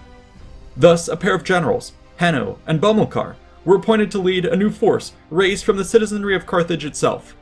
Our sources claim it boasted around 40,000 infantry, 1,000 cavalry, and 2,000 chariots. This massive but untested force now set off to crush the 14,000-man army of Agathocles, which had encamped near the recently sacked town of White Tunis.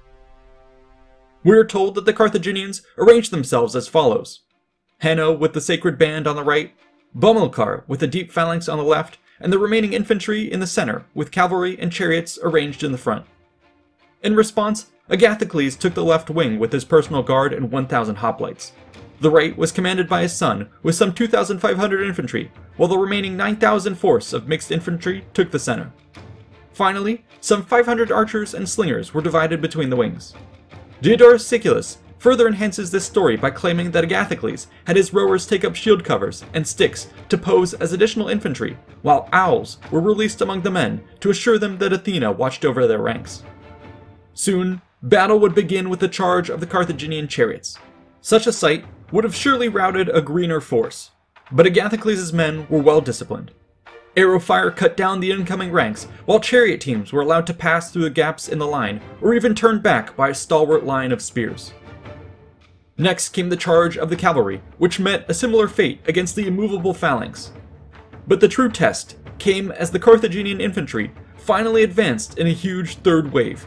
Diodorus Siculus reports the following, quote, "A gallant battle developed, and Hanno, who had fighting under him the sacred band of selected men, and was intent upon gaining the victory by himself, pressed heavily upon the Greeks, and slew many of them. Even when all kinds of missiles were hurled against him, he would not yield, but pushed on, though suffering many wounds." Yet while Hanno and the Punic elites very nearly achieved a breakthrough, when their general was struck down, this momentum ground to a halt. Agathocles in turn struck back, pressing the Carthaginian wing all the harder. Diodorus Siculus claims that upon hearing this news, the general Bomilcar attempted to withdraw his own forces to more defensible high ground. Supposedly, this was out of a desire to doom the nobility of the sacred band which were his rivals back in Carthage. Whatever the case, this ploy failed spectacularly as the redeployment quickly dissolved into a rout. Agathocles and his men now swept over the battlefield. Without cavalry, their range proved limited, but those who fell into their grasp were slaughtered. All told, our sources claim that just a few hundred Greeks were killed, while several thousand Carthaginians were lost.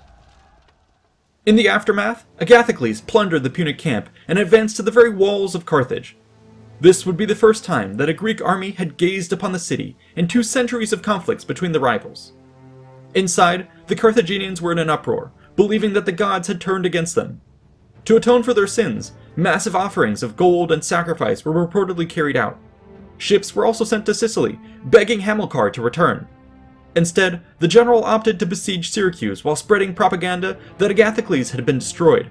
He was gambling on a base race. This was a rather prudent move. After all, the Greek siege of Carthage was ultimately symbolic, given their small size. But Agathocles would find other ways to undermine his foes. The invaders now resorted to plundering the countryside. This had the effect of replenishing their supplies.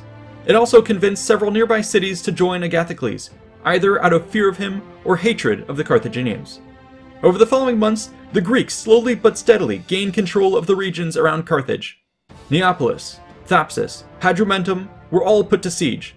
The assault upon Utica was especially brutal. Here, siege engines bearing hanging prisoners were reportedly brought against the wall, and once inside, quote, "Agathocles filled the city with slaughter. Some he killed in hand-to-hand fighting. Those who were captured he hanged, and those who had fled to temples and altars of the gods he cheated of their hopes." All told, some 200 towns and cities were reportedly taken. But the invaders could only be so many places at once. The Carthaginians attempted to take advantage of this by striking at vulnerable positions. Yet Diodorus Siculus reports how Agathocles masterfully used rapid movement and trickery to cover his weaknesses. Somehow, against all odds, he was not only surviving, but thriving deep within enemy lines. From here, things only got worse for Carthage. In 309 BC, Hamilcar would be killed in action with his Sicilian army now fracturing into factions outside the walls of Syracuse. Meanwhile, Bomilcar attempted a coup which threw the Punic government into chaos, while Agathocles saw his forces grow in number by murdering the Greek ruler of Cyrenaica and absorbing his army. Carthage finally caught a break when rebellion began to break out in Sicily against the Syracusans. Agathocles decided to return home to restore order whilst leaving his son Archagathus in command of the African campaign. Affairs in Sicily once more proved incredibly difficult, owing to the treacherous geographic and geopolitical nature of the island. Thus, the tyrant was forced to fight an extended series of grueling campaigns. Meanwhile, his son continued to make progress in Africa by subjugating more towns and striking out into the interior. Yet it seems that Archagathus was stretching himself dangerously thin. It is at this point that Carthage was finally able to settle its internal affairs and prepare for a proper counterattack. Forming 3 separate armies of around 10,000 men each, they now simultaneously assaulted the coast, the Midlands, and the interior. The Greeks responded by splitting their own forces in 3. But Archagathus lacked the genius of his father. In the center, his forces were slaughtered in an ambush, while along the coast, his army was drawn into a trap by feigned flight and equally destroyed. Roughly 12,000 infantry and 1,000 cavalry were lost. It was a war-altering disaster. With the Greeks now on the back foot, many of the conquered regions now switched sides back to Carthage. Archagathus soon found himself surrounded and desperately called upon his father for aid. Agathocles quickly won a string of victories to settle affairs in Sicily before sailing to rescue his son. The tyrant managed to rejoin the army and cobbled together a force whose core was made up of some 12,000 infantry, 1,500 horsemen, in addition to an unreliable body of 10,000 Libyans. These he now marched against the Carthaginians, which had similarly pooled their forces into a large army. Either side encamped upon nearby hills. Time was on the Punic side, and thus Agathocles was forced to assault their encampment. Details are sparse. We are told that the battle was hard fought, but that the Greeks were driven back with heavy losses. In the night which followed, Diodorus Siculus reports an incredible series of events. Apparently, the Punic celebrations led to a fire which quickly spread through their camp. Panic spread when false alarms reported that the Greeks were attacking, which then caused the entire army to flee back to nearby Carthage. At the same time, all this noise reportedly caused a similar panic among the Greeks, who were already shaken by their losses. Dawn seems to have cleared up the confusion, but nerves were certainly frayed after such a sleepless night. For Agathocles, the event prompted him to plan a secret escape. When this was discovered, his own army threw him in chains. The tyrant was eventually released, but took the opportunity to flee for good, abandoning his men and his sons. The remaining Greek forces were now forced to seek pity from the Carthaginians. A deal was struck to negotiate their surrender. However, some chose to resist, in the hopes that Agathocles would return to save them with reinforcements. There would be no salvation this time. Carthage swept down upon them with vengeful fury, crucifying their leaders, which included the sons of Agathocles, and enslaving the rest to serve as laborers to toil in the fields they had destroyed. Upon learning of this, the tyrant flew into a rage. He reportedly lashed out against the families of those whom he blamed for contributing to the Greek defeat in Africa, and soon visited upon the people of Sicily many brutalities. Diodorus Siculus reports that, quote, "Because of the multitude of those who had been slain besides its waves, the sea, stained with blood over a great expanse, proclaimed afar the unequaled savagery of this outrage." In 306 BC, Syracuse and Carthage would finally come to terms. Both sides had suffered tremendously in these 5 years of war. It was finally time for peace, lest they weaken each other to the point that both collapsed from exhaustion.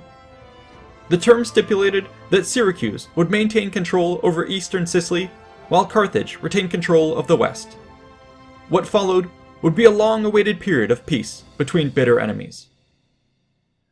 Thus, after 2 centuries of fighting and 7 Punic-Sicilian wars, neither side had ultimately managed to come out on top. Taking a step back, it's incredible to think how much blood was shed for such little gain. Hundreds of thousands of soldiers and civilians were thrown into the meat grinder for the vainglory of their leaders. In many ways, this seemed to prove the folly of anyone attempting to grab control of Sicily. And yet, amid these chapters of history filled with pitfalls of failure, one can also find examples of success. Commanders seeking victory would do well to master these arts of war, while those who ignore them do so at their peril. In the conflicts that loomed on the horizon, we see many examples of both, but their stories will have to wait for another time. I hope you've appreciated this exploration of the often overlooked Punic-Sicilian Wars, which do much to tell us about the mysterious Carthaginian Empire and set the stage for their future showdown with the Romans. Remember to take part in your own massive battles with War Thunder. Play for free on PC, Xbox Series X and S, and PS5 by using my link to download the game and get your exclusive bonus of multiple premium vehicles, a premium account, boosters, and more. See you on the battlefield.